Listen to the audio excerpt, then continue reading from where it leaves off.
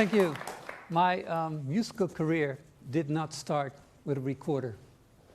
It actually started with a harmonica that I got from my father. He took these pictures, and it's kind of an insight in my youth, in a way. Yes. I used to sing a little. I imagined I'd play guitar, and then also I would dance a little. And then years later, my brother gave me a guitar that I started playing in the Vondelpark, which is in the center of Amsterdam. And this was a beautiful place where people from all around the world gathered, and they started playing bandir, if they were Moroccan, for instance, or guitar, harmonica, or banjo, and they would sing a lot.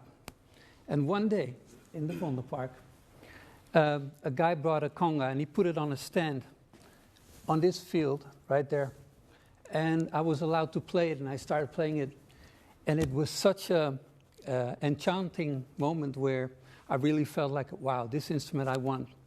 And somehow I knew it because the Rolling Stones used to have a song which is called, and I don't endorse that title, Sympathy for the Devil. And somehow I knew that sound, and I asked my father, can I please buy a conga, because I have some money but not enough. So the next day we bought one, and actually the year after that I bought another one as well. And I started playing it for quite some years where I didn't have any knowledge. I just played it until somebody told me that there's workshops in the Melkweg led by Raoul Burnett, who introduced me to open tone, pak, slap, all the sounds that you're supposed to make on a conga, all the sounds that I didn't know before. So, one back, please. Yes, thank you.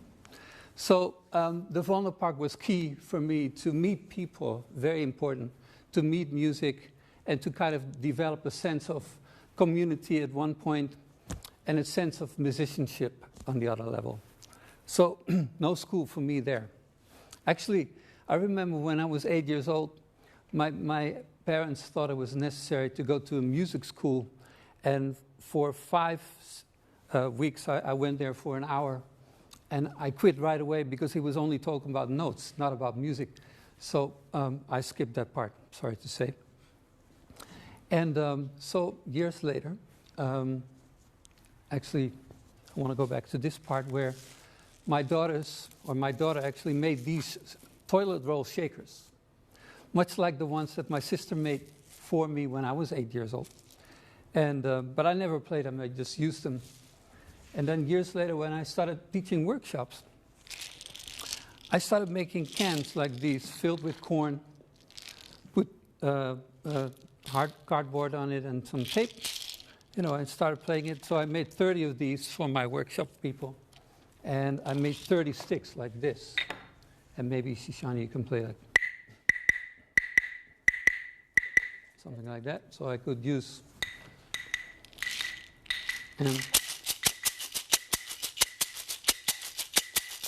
Right, very simple stuff. But those two elements are key as a concept where you have a shaker function and you have a stick or a clave function in this case. And so I started developing instruments, and the first one that I developed was based on a tube like this, which I found near the garbage. It was just lying there. And normally, you would make a shaker like,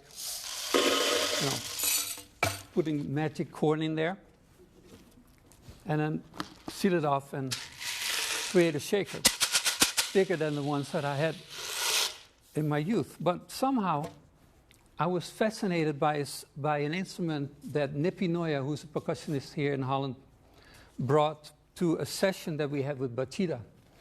And the instrument was from Hawaii, where 2 tubes, basically, bamboo, and he would play them like boom, boom, boom, boom, boom, boom, and I would add some sound to it with a shekere, and somehow the hybrid of those 2 sounds stuck in my head. So when I found this tube, and I started to kind of, find out what the sounds could be plus this. I needed to find out a new way of playing. So eventually, when they were made by a friend of mine, John van der Meulen, they look like this, and then they sound like.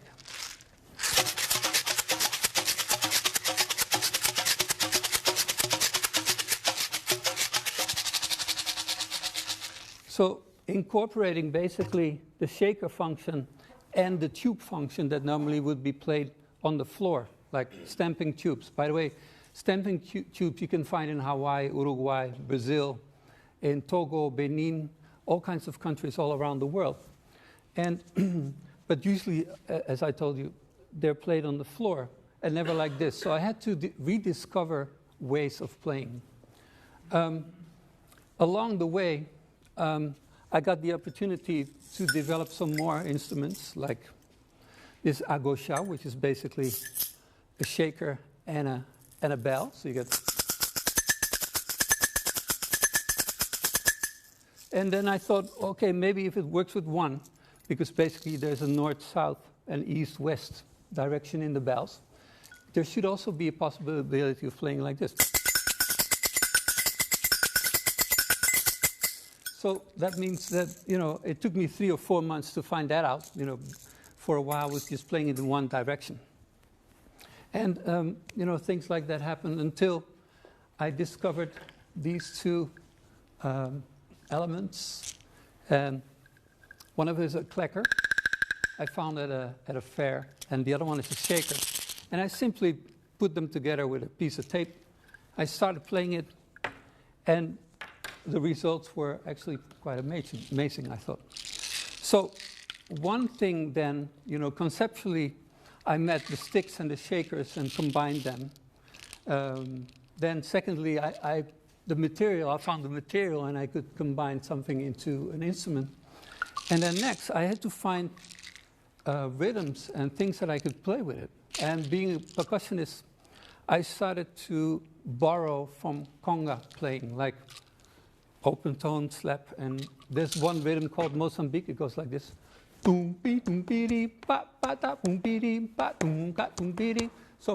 in order to be able to play that, I need to find out how can I get a continuum here and still have the melody going on. So I was going.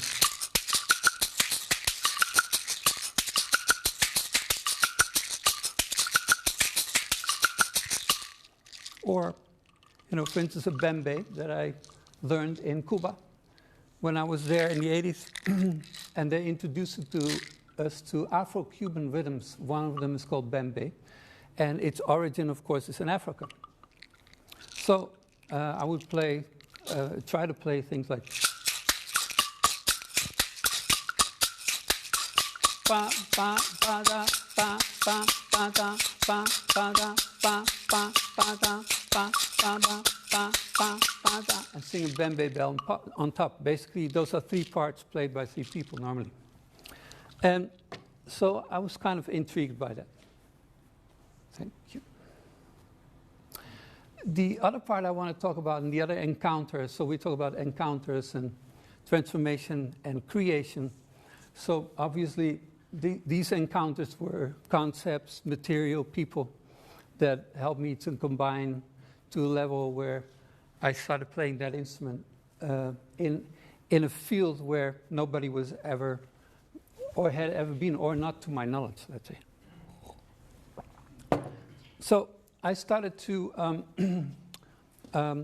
for years I've been playing for dance classes. I played percussion, and at one point they asked me, can you please teach the dancers? And I would. And I right away felt that I could not teach dancers and sit down, so I had to do something with movement. And one of the steps that I started to incorporate were Roomba steps, I found out later, which is right, right, left, left. And I go and sing, Matilda, Matilda, Matilda, she took me money and ran Venezuela. So incorporating all kinds of levels of movement, in this case, rhythm and vocal at the same time. Now, as we all know, a lot of, and Shishani actually made a perfect mime of it, like where most guitar players in the first year of the jazz department are like this, and 4 years later they're still reading like that, which is great. And it definitely delivers a lot of amazing high quality level of musicians. And not only that, most of my friends are like that. So you know, I'm not putting anything down. I'm saying I'm actually embracing that part as well. The only thing I try to do is to fill in the let's say the non-movement of the musician and try to move them up to another level. Now, how do we do that? So at this point, these, by the way, are dancers that I work with, and I try to, you know, incorporate them with, you know, cans and shakers and so forth, and have them use things like, you know, playing a Cuban thing. Maybe it could be 4, 1, 2, 3, 4, 1, 2, 3. Boom, ding, boom, ding. Gong, boom, ding, boom, ding, ding. Boom, ding, ding, ding. So now I'm singing a bass line, which I know from Cachao, Cuba. And I'm using casino steps from Havana, and I'm playing a güiro at the same time. So these are the kinds of things that I try to do with my students. And at one point, you know, I wanted to introduce them to a 12/8 pattern, which in Afro-Cuban music, for instance, could be a song with a bembe bell like this.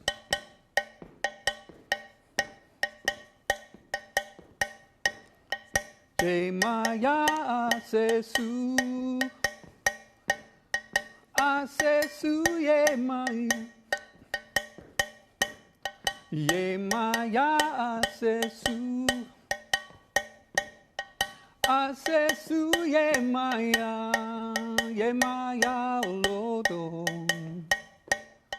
olodo ye maya olodo, etc. And that kind of bell, it may be challenging, so I start with a blues first, a little slower, and it goes like this. And maybe you can help me. Maybe you can help me. Maybe you all can help me. So we go 1, 2, 3, 1, 2, 3, 1, 2, 3, 1, 2. Same thing.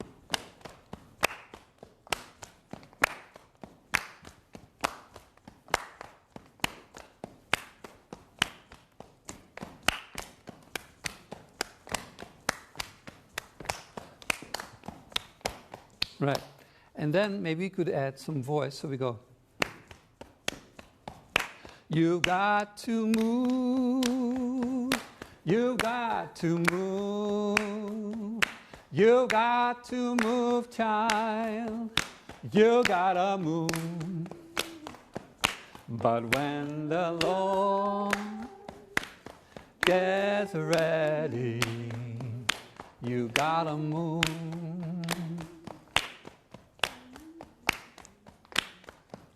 You may be high, you may be low, you may be rich, child, you may be poor.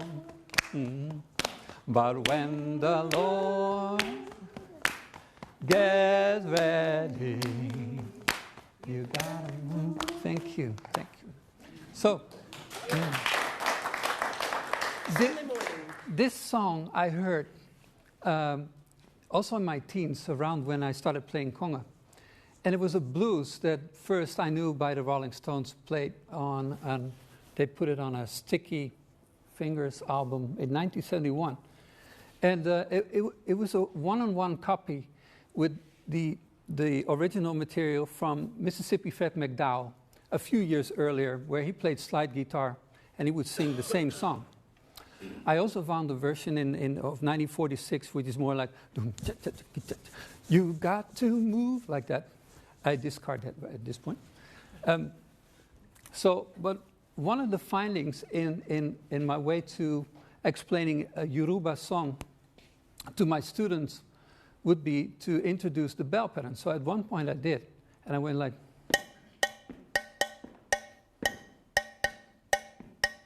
you've got to move, you've got to move, you've got to move, child, You gotta move. But when the Lord gets ready, you got to move. So, and then I found that actually, pretty much on the same spot, right? So that those things you can only find by performing research and researching performance.